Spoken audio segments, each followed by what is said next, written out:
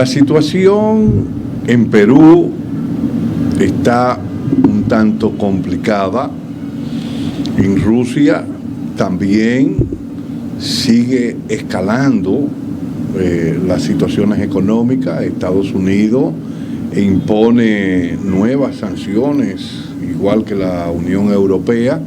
Estas sanciones tienen que ver mucho con lo que va con el carbón, aunque al petróleo no, pero además se le ha impuesto sanciones a principales bancos rusos y a bancos que tienen que ver con el pago de la deuda en Estados Unidos. En el día de ayer, lunes, antes de ayer, lunes, se vencía un pago de alrededor de 2.000 y tantos millones de dólares. Se pudo recomponer más de la tercera parte de esa deuda que se pagó en rublo. La otra parte, 600 y pico millones de dólares, no se ha podido pagar porque aunque Rusia transfirió ese dinero a la banca, esto fue rechazado por la banca norteamericana y no pudo hacerse el pago. Este es el otro enfoque de Darío Cuba y yo soy Tito Olivo, que vamos a hablar principalmente sobre el tema de Perú, y para eso tenemos un invitado que va a estar con nosotros hablando de ese tema. Antes de irnos a una pausa, quiero decirle que este programa se transmite de lunes a jueves a las 9 de la noche y usted puede sintonizarnos colocando cananga.tv en su dispositivo inteligente a las 9 de la noche, hora de República Dominicana. Si usted a las 9 de la noche, hora de República Dominicana, no puede sintonizar en su dispositivo inteligente a cananga.tv porque está en la calle o está en alguna reunión, pues usted entonces se registra en YouTube, en el otro enfoque de Darío Cuba, y usted le da a la campanita y va a estar recibiendo todas nuestras propuestas. Si esta propuesta es de su agrado, usted la comparte en las redes de sus relacionados. Vamos a un corte y cuando regresemos vamos a hablar con Martín desde Perú para ver cuál es la situación que se está viviendo en este momento en el Perú.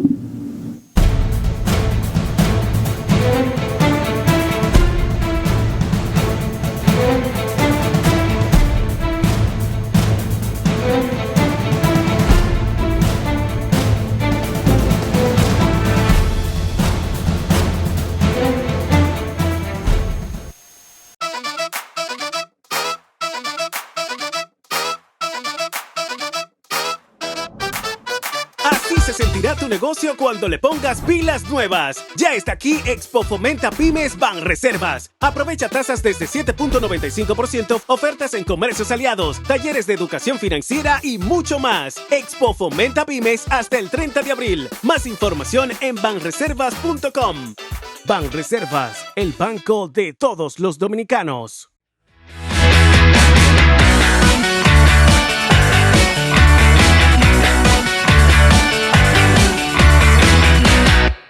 Saludos amigos, les invito a ver todos los domingos a las 9 de la noche lo que pasó en la semana.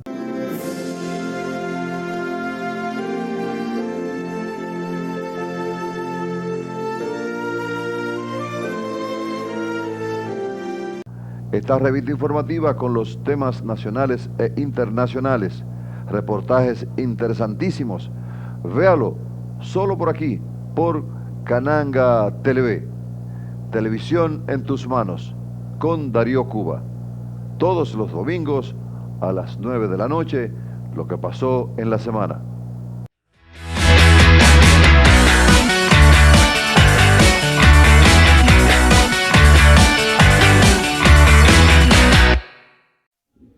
¿Qué tal amigos? Soy Juan Esteban Inver para invitarle todos los días de 5 a 6 de la tarde a que no se pierdan Deporte Total RD, comentarios, entrevistas, numeritos y todo lo que ustedes quieren saber sobre el fascinante mundo de los deportes. Deporte Total RD, 5 a 6 de la tarde por Cananga Televisión, la televisión en tus manos.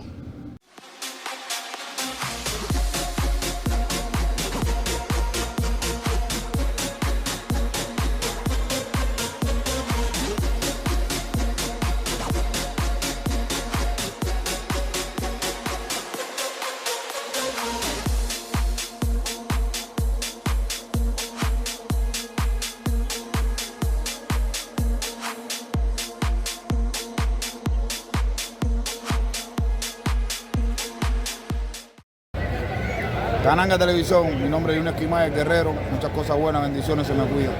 Bueno, un saludo muy especial para Cananga Televisión, que estamos aquí activos.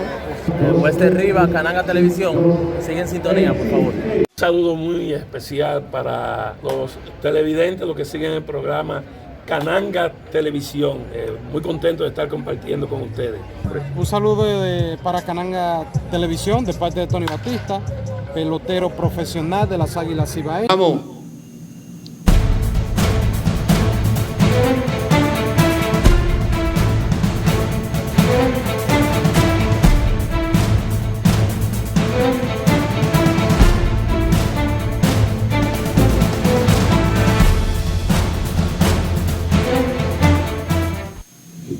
Bien, como hemos hablado anteriormente, hicimos una breve introducción de lo que está pasando en Perú y también quisimos, como siempre lo hacemos, hacer un review sobre el tema de Rusia y Ucrania, pues esto nos afecta a todos, a todos.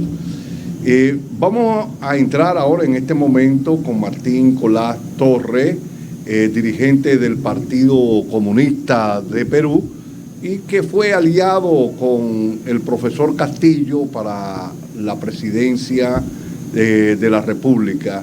Martín, nos gustaría saber cuál es la situación que está viviendo el Perú en este momento. Primero, que te salude a nuestros amigos televidentes y que lo segundo, que nos edifique qué es lo que está pasando en Perú en este momento.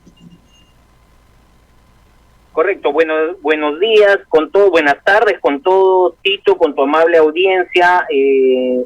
Agradezco de antemano la oportunidad de poder dar algunas apreciaciones con respecto al momento en el que nos encontramos. En el Perú estamos viviendo una situación muy complicada debido a las diferentes confrontaciones que se vienen dando a partir del inicio y desde antes del inicio del gobierno de Pedro Castillo. Recordemos que Pedro Castillo llega a la presidencia en un escenario y en un contexto de insatisfacción de las grandes mayorías en los últimos 30 años, ¿cierto? Desde un poco más de 30 años, desde el año 1990, donde se inician las políticas neoliberales en nuestro país, con el gobierno de Fujimori, ¿cierto? Esto ha venido desencadenando luego, durante todos estos 32 años, una serie de expresiones de la población de descontento que han venido desencadenando en gobiernos que han ido paulatinamente ofreciendo cambios y transformaciones, pero que no las han llegado a ejecutar, ¿no? A la salida de Fujimori, recordemos que entra Alejandro Toledo con un discurso popular y incumple las promesas de gobierno, las promesas electorales para poder llegar al gobierno. Luego vamos a encontrar también a Ollanta Humala, sin mencionar a Alan García, ¿cierto? Posteriormente, bueno, sabemos lo que ha sido la historia también de Pedro Pablo Kuczynski y lógicamente de Martín Vizcarra, ¿no? Pero estoy refiriéndome a los presidentes electos, ¿no? Lo que ha pasado con Pedro Castillo fue una incursión desde abajo de una expresión y un discurso de transformación social y de compromiso con las grandes mayorías y de expresión popular, debido a que Pedro Castillo emerge de un sector popular que es el sector docente organizado, ¿cierto? Y que desde su inicio, vuelvo a reiterar, ha visto una negativa de ese sector que ha perdido las elecciones y que no se conforma con eso, ¿cierto? Y que ha organizado y que viene organizando una resistencia al gobierno de Pedro Castillo. Esto lo ha hecho, creo yo, ha hecho que Pedro Castillo no analice correctamente el momento en el que se encuentra y sea capaz de afirmar los compromisos con las grandes mayorías con las que él llegó al gobierno, ¿no? O sea, la gente ya no tiene esperanza, ni tiempo, ni paciencia para esperar un mediano plazo, grandes transformaciones. Lo que quiere son respuestas concretas, ¿cierto? Y ante ello hay que reconocer también que el adversario, que las fuerzas neoliberales, que las fuerzas conservadoras, que las fuerzas de la corrupción expresadas en Keiko Fujimori, ¿cierto?, que persiste en los sectores neoconservadores, neofascistas también, como el que encabeza este señor que le denominamos Porky acá, Rafael López Aliaga, ¿cierto? Y los otros sectores, que fueron los que perdieron las elecciones, están en una abierta confrontación contra el gobierno de Pedro Castillo, ¿no? Entonces, también hay que reconocer que Lima es una de las plataformas, es una de las ciudades, la capital es es adversa, lógicamente, a un gobierno popular que podría expresar el gobierno de Pedro Castillo. Y como lo menciono, ¿cierto?, el rechazo de parte ya de algunos sectores populares, como en el caso de los acontecimientos dados esta semana en Huancayo, fundamentalmente, y en otros departamentos, en los cuales ya no son solo los transportistas los que están saliendo a demandar, ¿cierto?, más que cambios, respuestas frente a la crisis económica, que no solamente es externa, sino que también es una crisis interna, no de ahora, sino de larga data, ¿cierto? Y entonces se vienen sumando otros sectores, de los cuales a los cuales también se infiltra estos sectores reaccionarios para poder generar estas condiciones en las cuales, ¿cierto?, se mezclan los discursos y se plantea un escenario que no necesariamente es mayoritario de pedir en algunos sectores, por ejemplo, la salida del presidente, ¿no? Algo que no necesariamente es la visión mayoritaria, pero que lógicamente los medios de comunicación tratan de levantar y exacerbar, ¿no? Sería bueno, Martín, en este aspecto, que tú nos digas a nosotros cuál es la relación que se está dando en este momento entre Pedro Castillo y su partido que lo lleva al poder, y también las relaciones entre Verónica Mendoza y Pedro Castillo. ¿Cómo está esa relación y la relación de la vicepresidenta con Pedro Castillo? ¿Qué posibilidad tiene la izquierda de poder aglutinar un frente y hacer una propuesta antineoliberal que pueda reencauzar el gobierno de Castillo? Correcto. Varias preguntas. Creo que el primero, responder el tema de la relación de Pedro Castillo con el partido con el cual llega, que es Perú Libre, ¿cierto? Perú Libre mantiene su compromiso con el gobierno y con Pedro Castillo, ¿no? O sea, yo no lo veo alejado en ningún momento al partido Perú Libre de Pedro Castillo. Es más, ellos han sido uno de los soportes más importantes para evitar este segundo intento de vacancia en el Congreso de la República, ¿no? O sea, de ninguna manera ellos han dudado en darle el respaldo, ¿cierto?, al presidente y evitar la vacancia presidencial, así como otros grupos que no necesariamente coinciden ideológicamente, en este caso un sector fuerte de Acción Popular, ¿cierto?, de Alianza para el Progreso, de César Acuña, o de los mismos del partido Podemos de José Luna Gálvez, ¿no?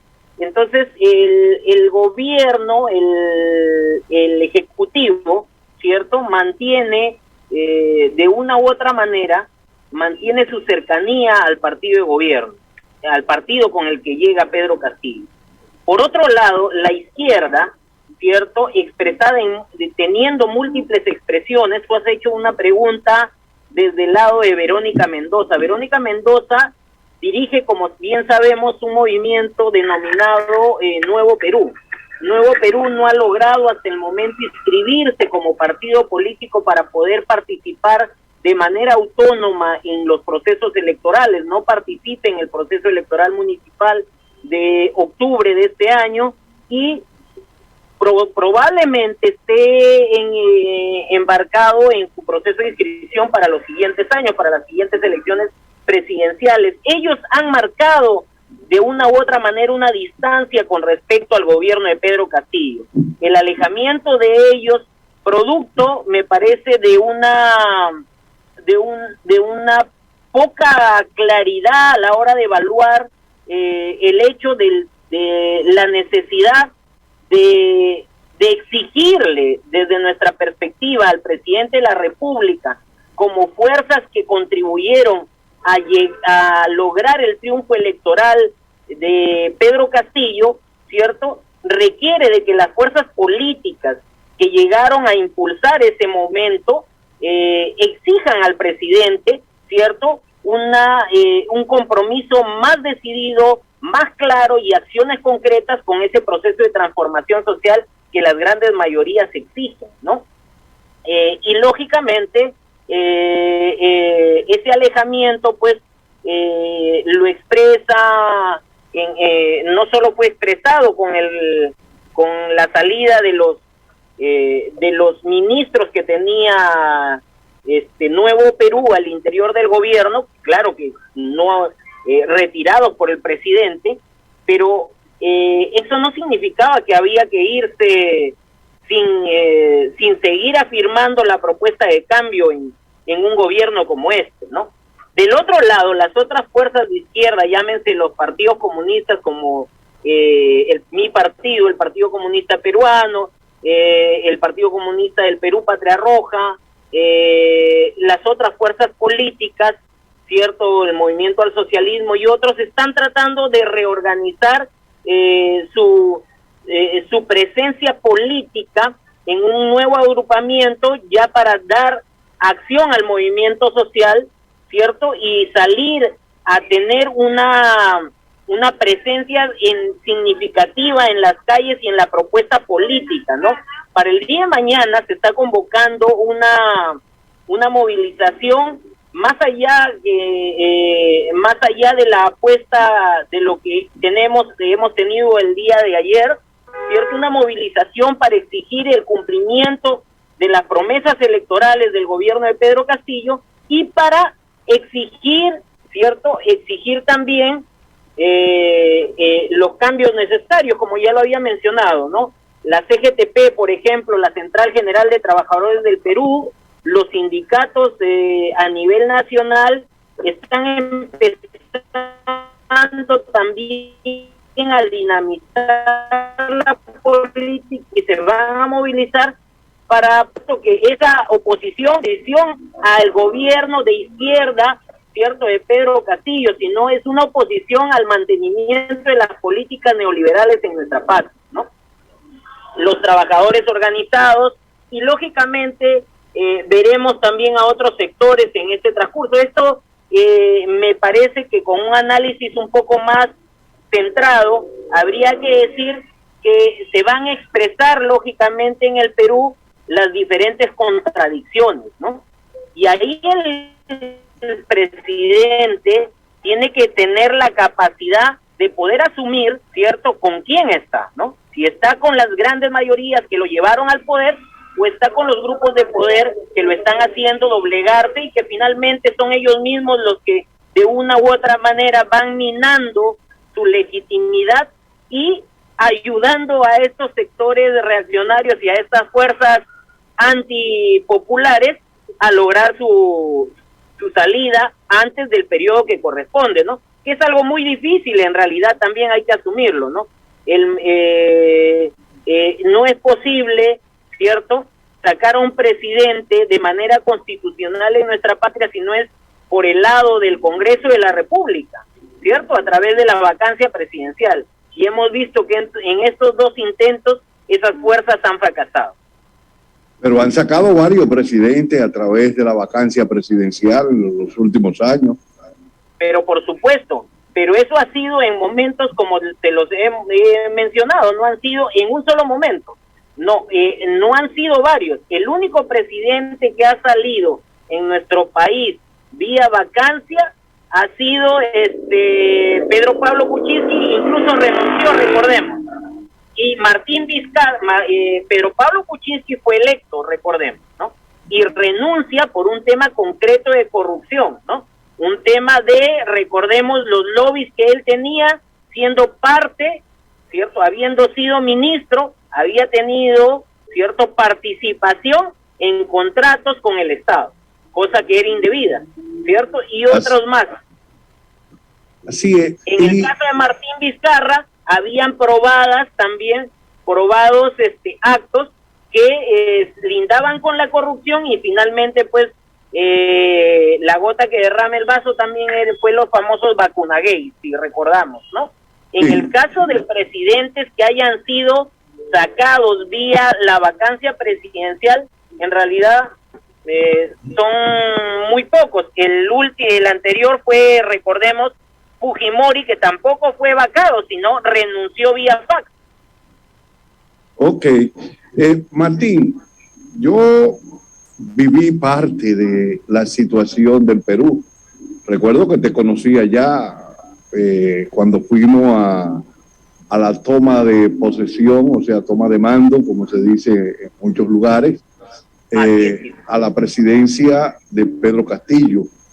Y desde que llegamos vimos una atmósfera cargada, muy cargada de la oposición, movilizándose en las calles. Ahora bien, vemos que la izquierda, en vez de reagruparse y avanzar en una propuesta de izquierda, vemos que se ha ido como tomando distancia.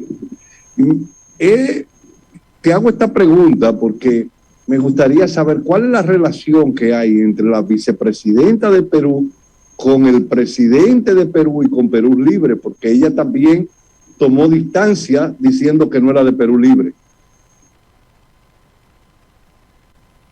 Claro, Tito, sí, Tito, ¿me escuchas? Sí, te escucho. Ok, miren, lo que quería mencionar, quisiera que recordemos, vuelvo a reiterar cómo llega Pedro Castillo. Pedro Castillo no es militante de Perú Libre, ¿correcto? Pedro Castillo es representante de un sector del magisterio peruano, ¿cierto? Que llega a crear un frente de docentes a nivel nacional y encabeza una huelga significativa en el año 2017 que lo lleva a hacerse más conocido en el país y lógicamente luego de una serie de intentos de participar en los agrupamientos que han habido de izquierda, llega a tener, ¿cierto?, un acuerdo político, este movimiento con Perú Libre, con Vladimir Cerrón, y insurgen. Recordemos que antes de la primera vuelta Pedro Castillo no estaba ni siquiera en las encuestas figurando, ¿no? Entonces, hay que también hacer parte del análisis que Verónica Mendoza retrocede en las aspiraciones de la gente, en el liderazgo que debería haber mantenido del proceso electoral anterior, retrocede porque sus propuestas no llegaron a las grandes mayorías, ¿cierto? Como un discurso más afirmativo, más confrontacional, más decidido, como el que levantaba la plataforma de Pedro Castillo. Pero sin embargo, también es cierto, como lo he mencionado antes, es que Pedro Castillo pues no era líder de un partido político, el líder era Vladimir Cerrón. Y por otro lado, Perú Libre era un partido un partido provinciano, como lo llamamos aquí, de una región del país. Entonces, al insurgir ellos, ¿cierto?, como un frente, no necesariamente estaban lo suficientemente organizados ni sólidamente fusionados como propuesta política y orgánica, ¿cierto?, para poder afrontar lo que se ha venido, ¿no? Y la izquierda que quedamos, el resto de la izquierda que quedamos que quedamos fuera de la segunda vuelta, lógicamente participamos en el proceso de la segunda vuelta afirmando la propuesta de cambio que en ese momento expresaba Pedro Castillo, ¿no? O sea, no es que hay un retroceso, hay una afirmación política en el sentido de la propuesta, ¿cierto?, y de la necesidad de cambio. Lo que hace falta es que el presidente recuerde, ¿cierto?, que el presidente se afirme en esa posición, porque más allá del tema, y ahí creo que la izquierda es un poco más responsable, ¿cierto?, más allá del tema de tener participación en los ministerios o en cualquier lado, la izquierda va a estar en todo el momento y en las afirmaciones que sean a favor del pueblo peruano, ¿no? La izquierda peruana pone por encima de cualquier pretensión de interés particular. La izquierda peruana está a favor de las grandes transformaciones. La izquierda peruana está a favor de una legislación laboral que vaya en favor de los trabajadores, de que no hayan que haya una estabilidad laboral, que haya beneficios sociales. La izquierda representa en el país todo lo que implica beneficios y derechos de los ciudadanos. Entonces, Pedro Castillo lo que tiene que hacer es afirmar esa propuesta con la que llegó, y ahí va a estar la izquierda para respaldar. Es importante lo que tú dices, y básicamente en un momento que la economía global está siendo resentida por una inflación por el lado de los energéticos y que se transfiere a todos los sectores de la economía. Y esto se plantea que se puede llegar a una recesión igual que la que se vivió y que ustedes la vivieron en la década de los 70, 80, que es esta inflación, que es de crecimiento de la economía con altos niveles de inflación. Aquí se vivió en Perú, se vivió en casi toda Latinoamérica, y que esto también nos hace rediseñar nuevas estrategias. Y Perú Libre, estando en el gobierno y estando Pedro Castillo en el gobierno, entiendo que deben tratar de buscar la gobernabilidad para tratar de enfrentar esa situación, principalmente en el área de la energía, que deben tratar de ir a la producción de energía propia. Ustedes producen algo de energía, pero son importadores de energía, y esto le da de lleno con los costes que tiene la energía, y que deben de ir a esa producción energética. Además, deben ir a alianzas estratégicas que permitan que los trabajadores, a través de esa alianza, entren en forma cooperada con el capital y el Estado, y que aunque no tengan esa compensación por el lado de los salarios para poder seguir compitiendo, para que no se siga escalando los costes, pero sí a través de la repartición de utilidades, que es importante. O sea, no vamos a incrementar los salarios, pero sí a final de ciclo, con la repartición de utilidades, si entramos en una alianza 33% el capital, 33.33 el Estado y 33.33 los trabajadores. Cuando hay una redistribución de beneficios, pues esto le trae ya los beneficios después de haber elaborado. Pero además de vincular la economía de Perú con la economía regional en la producción de alimentos, creo que ustedes, igual que Bolivia, pueden ser grandes productores de alimentos que se consumen por el área y que en este momento de escala global, con los problemas que se está viviendo en Ucrania y que se está viviendo en Rusia, puede ser importante. No sé qué tú vislumbras desde ese aspecto, Martín. Tito, mira, nosotros somos conscientes del país que tenemos, de sus múltiples oportunidades, de sus no infinitos, pero sí significativos recursos naturales. Somos un país con cantidades de oro, de minerales, con unas reservas naturales increíbles, impresionantes. Recordemos que dentro de algunos años será el agua el elemento más significativo y más escaso en el planeta, ¿no? Entonces nosotros tenemos grandes reservas de agua en nuestro país, tenemos grandes reservas de recursos naturales que son, lógicamente, ya que han mencionado Bolivia, en el caso recordemos que Bolivia antes de Evo Morales tenía un atraso de 50 años con respecto a Perú. Sin embargo, durante un gobierno como el que aplicó Evo Morales en Bolivia, donde los recursos naturales, donde el gas, cierto, fue nacionalizado y donde las ganancias fueron puestos al servicio de las grandes mayorías y donde los empresarios, hay que recordar que también decían que se iban a retirar si cambiaban las condiciones. No solamente no se retiraron, sino aceptaron las condiciones que el Estado boliviano le planteó, ¿cierto?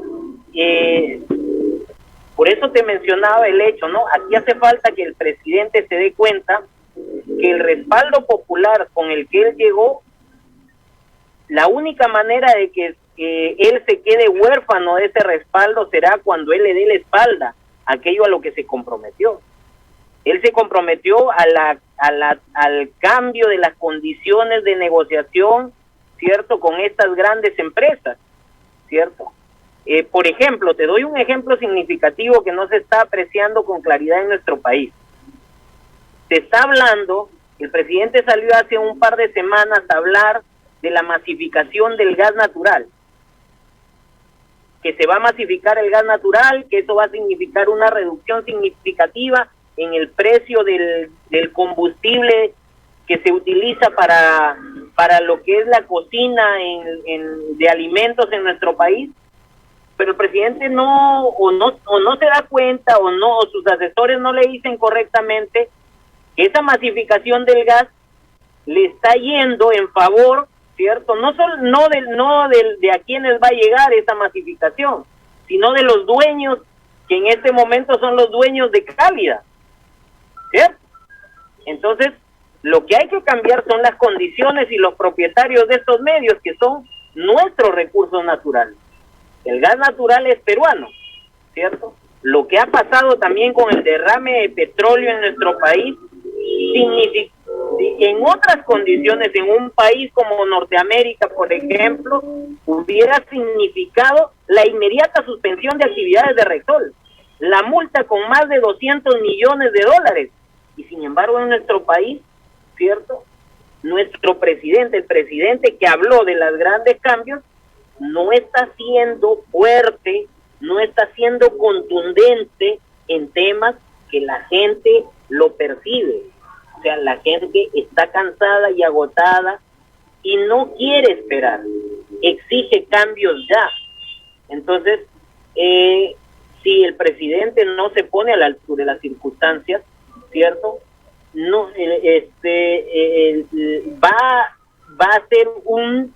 va a ser un gobierno más perdido, ¿cierto? Un gobierno, lamentablemente eso sería, esperemos que no sea así, ¿cierto? La izquierda y los sectores populares, vuelvo a reiterar, se están organizando para exigirle y para...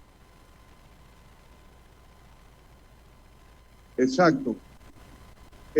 Martín, nos vamos a una pausa y cuando regresemos vamos a hacer... Los que transitamos... ¿Aló? Sí, vamos a ir a una pausa ahora. Cuando regresemos vamos a profundizar en el tema de la organización de la izquierda y qué puede hacer la izquierda para retomar el camino.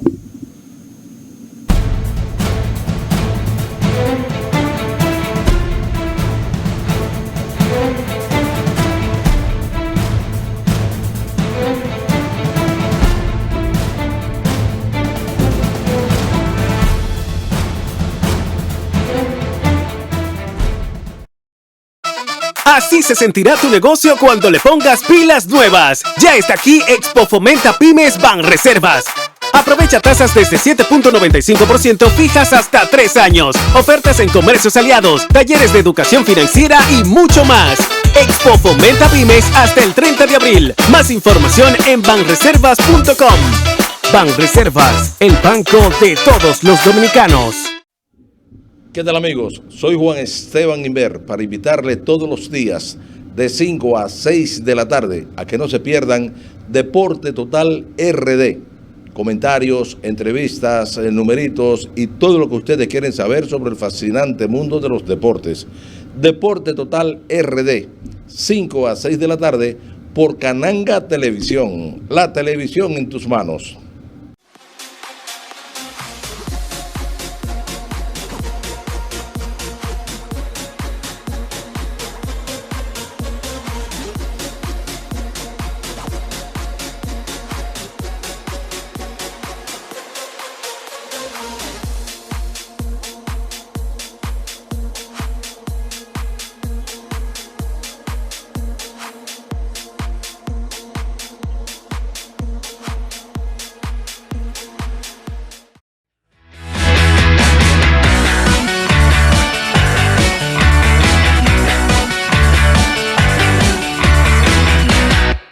Espere todos los días a las 3 de la tarde, Acción Popular, con Fernando Civilio.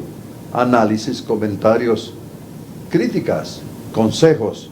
Acción Popular, todos los días, solo por Cananga Televisión.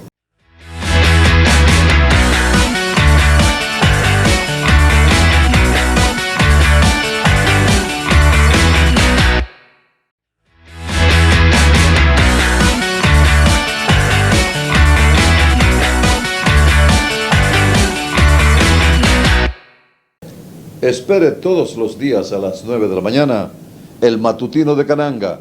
Análisis, comentarios, entrevistas con los personajes políticos y del sector privado de mayor impacto. El matutino de Cananga a las 9 de la mañana todos los días.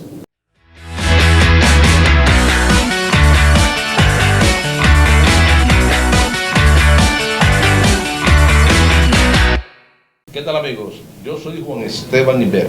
Te invito a que todos los viernes estemos juntos de 10 a 11 de la noche con Viernes Farandulero.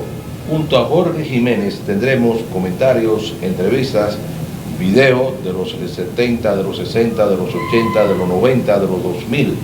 Viernes Farandulero a través de Cananga Televisión, la televisión en tus manos. Recuérdalo. Todos los viernes de 10 a 11 de la noche, Viernes Farandulero, con Jorge Jiménez y un servidor de ustedes, Juan Esteban Inver.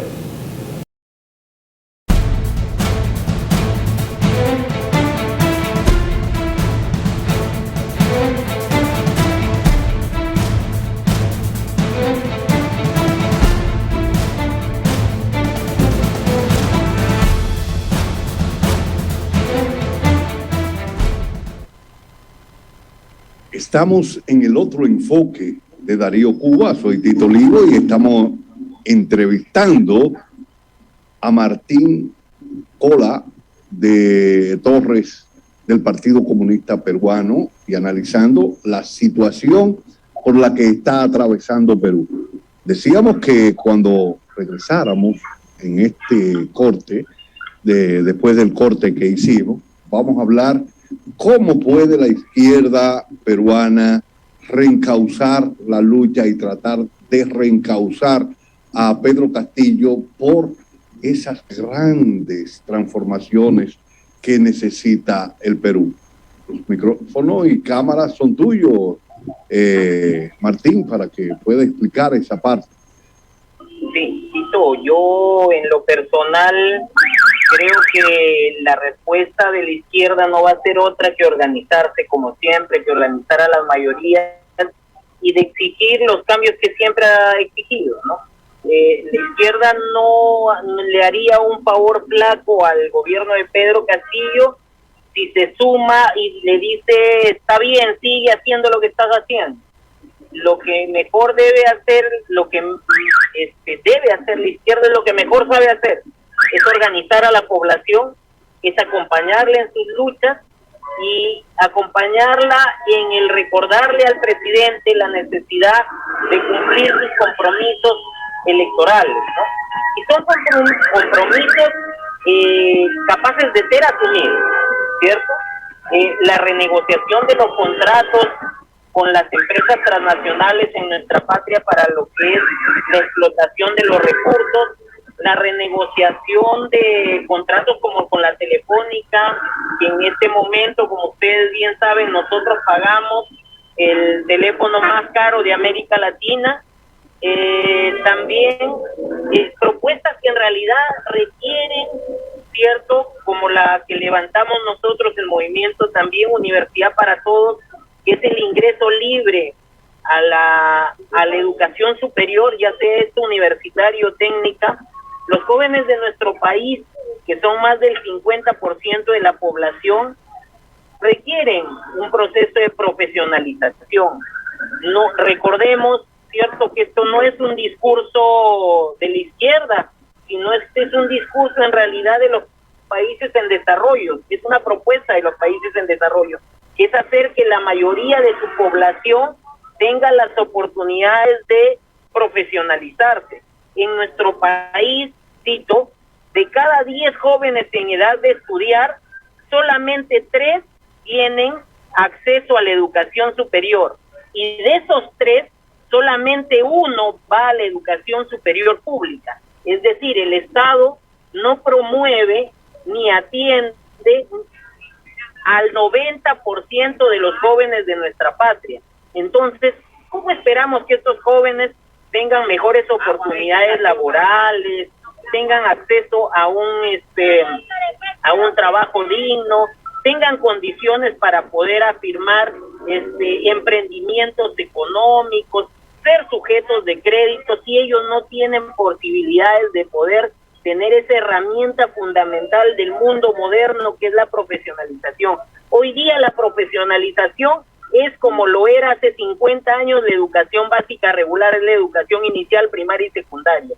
Quien hoy día no es profesional, ya sea técnico o universitario, no tiene oportunidad de tener un sueldo mínimo digno ni de trabajar en lo que se profesionalizó, ¿cierto? Mira, el mejor ejemplo de esto, que muchos critican a Venezuela o a Cuba, es la cantidad de profesionales que producen. Y lógicamente que esos profesionales pueden ser exportables.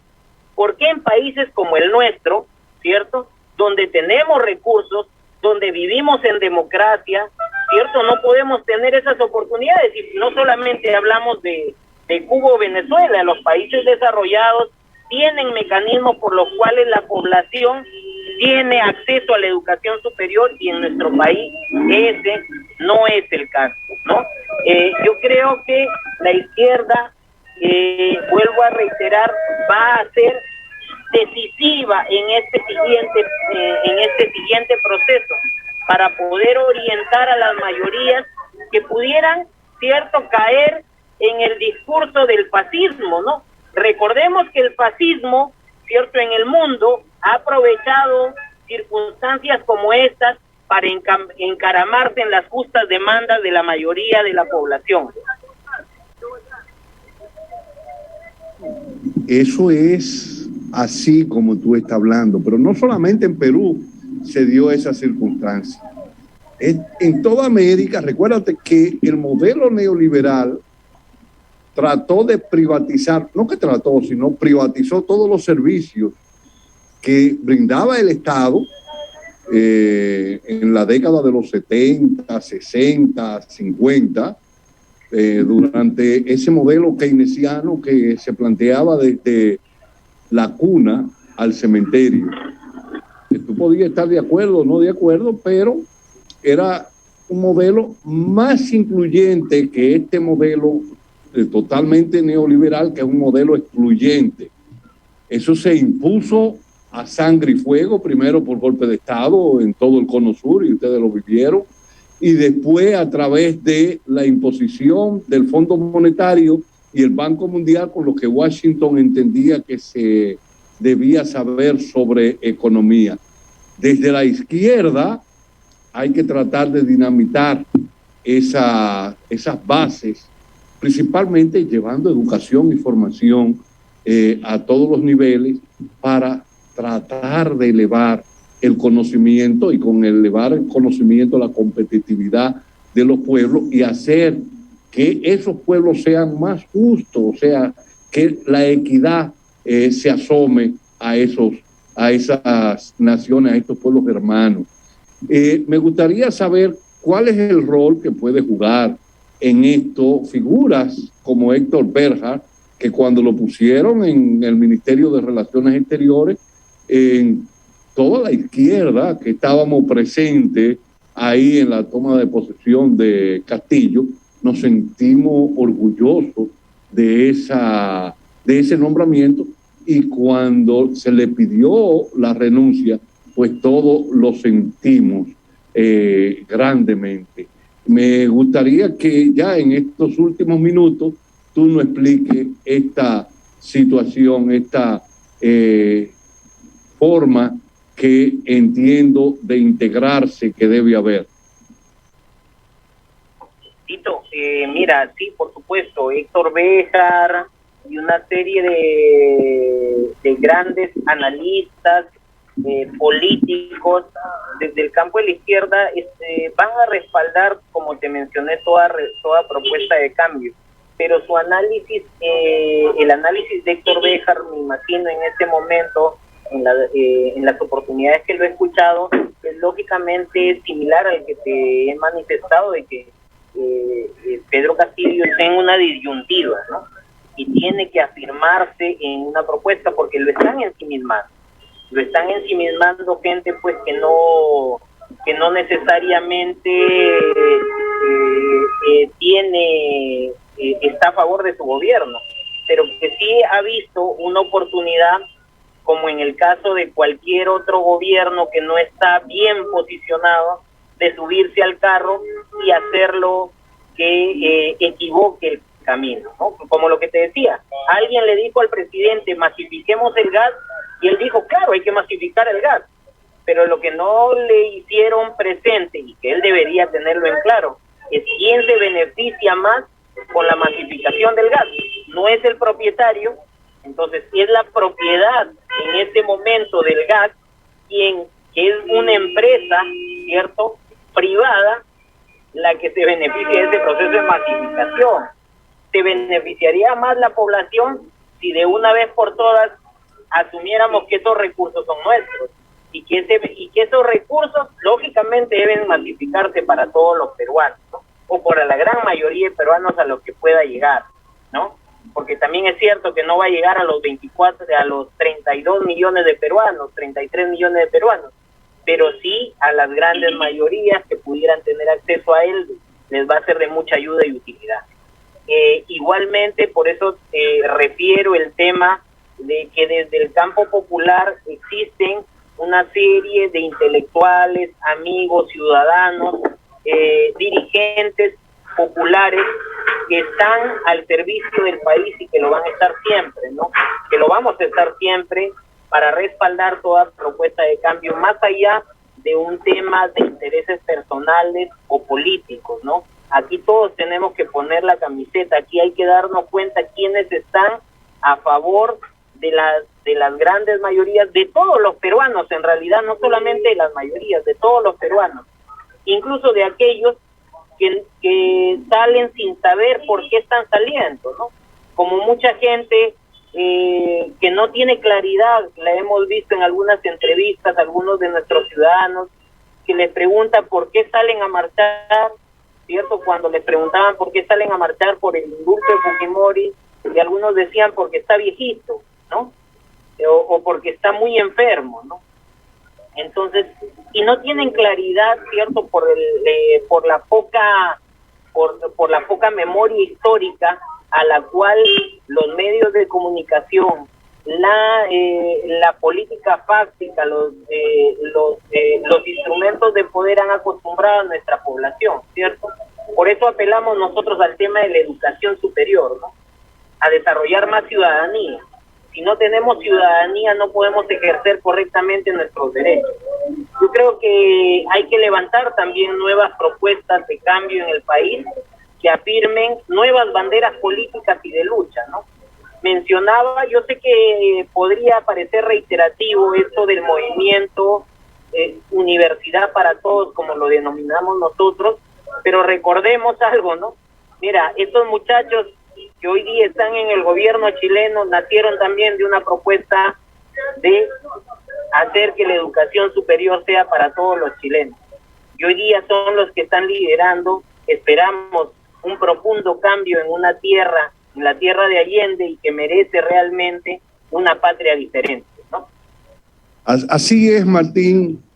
Toda América Latina necesita de esa integración y la construcción de esa patria grande que soñó el Libertador y que han soñado muchos hombres. Ahora, te quiero decir algo ya para despedir el programa. Recuerdo que a la caída del bloque socialista, Cuba se quedó totalmente aislada y comenzaron brotes de movilizaciones y de movimiento donde inclusive los cubanos del exilio decían en los 90 Fidel revienta. Y en un momento de que había movilización en playa y grupos de elementos quemando caucho o goma, como se dice aquí, Fidel mandó a recoger las Fuerzas Armadas y le dijo a Raúl, eso me lo contó una persona que estaba con él, no se puede reprimir a la población, somos fruto de ese movimiento social. Si nosotros lo matamos o lo reprimimos, la revolución se cae. Quiero hacer esta reflexión para que ustedes, sin yo entrometerme, ustedes lo piensen, lo analicen y sepan que ese proceso que está viviendo Perú es un proceso social del pueblo y que debe estar de la mano del pueblo. Fidel en ese momento tuvo la grandeza de explicarle a la población de la situación del bloqueo económico, de la caída del bloque socialista donde tenía toda su comercialización, y fue interpretado y el gobierno no cayó, sino que se afianzó. Yo espero que ustedes tengan la madurez suficiente de poder integrarse y crear un bloque fuerte que permita retomar el camino. Muchas gracias, hermano, y nos veremos pronto. Este es el otro enfoque de Darío Cuba y yo soy Tito Livo. Mañana jueves estaremos con ustedes a las 9 de la noche. Muchas gracias y hasta mañana. Gracias, hasta luego, hermano.